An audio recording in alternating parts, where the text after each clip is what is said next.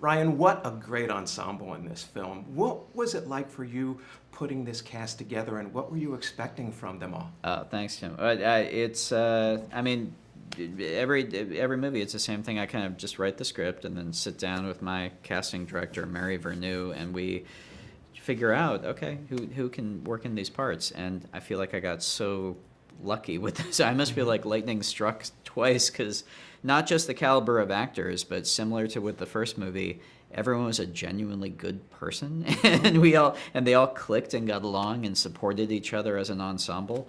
And that's kind of like a little mini miracle. It's pretty amazing. Now, the nexus of this film being Daniel Craig is the central character. Certainly, he made an incredible impression in the first film. So when you were working out this film with Daniel, approaching this second sequel here, what was it that you wanted him to bring to his character that was a little different than the last time? Well, in terms of the story of this one, it's a little different, because in the first movie, we're kind of coming into the story through Anna de Armas's character, Marta, through her eyes. And Blanc was a little more on the periphery of it. Whereas in this one, we start with Blanc, and we come into this mystery through his eyes, and we're absorbing a lot of the first part of the story with him. So by its necessity, we're a little bit more seeing it through his eyes, which I thought was really interesting. It was a fun thing to kind of figure out with Daniel, see a little bit more of this guy.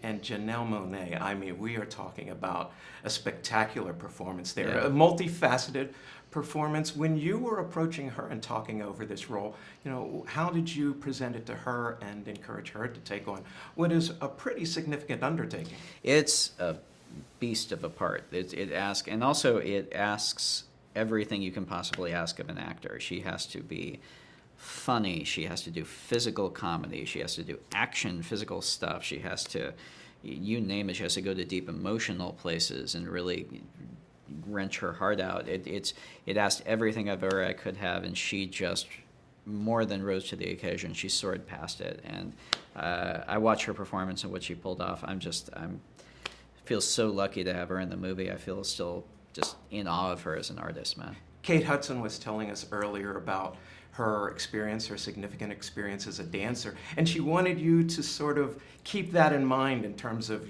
the both of you working out the interpretation of Birdie, which is an amazing character, by the way. Well, Kate has, the physicality of it, she locked into really quickly. And there's a lot in Birdie in the way that she just moves through a space where you can see the performative kind of element of it. And Kate clicked into that. Kate's also, she's just such a smart comedic actor. And it takes a really intelligent, really tuned in actor to take a part that's this broad and have it feel defined and real and genuinely funny. So Kate's amazing.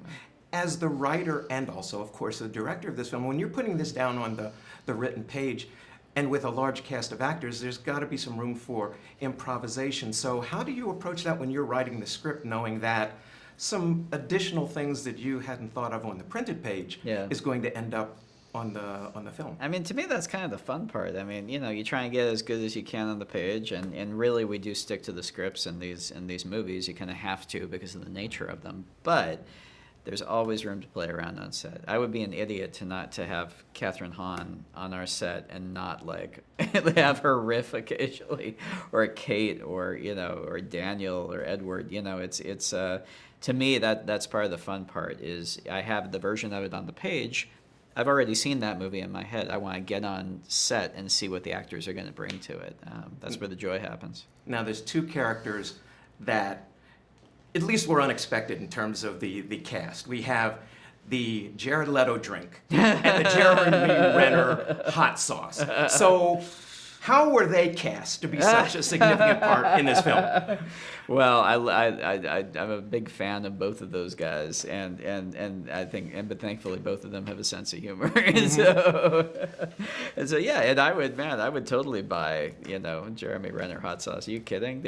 I think he should put it on the shelves. I think that'd be a good move. I think we have some merchandising work. Yeah, exactly. Let's do it. Come on. All right. Again, it's an amazing film. I want to thank you for putting together such a great project. Thanks, Tim. I appreciate it. Looking forward to seeing more. Thank you.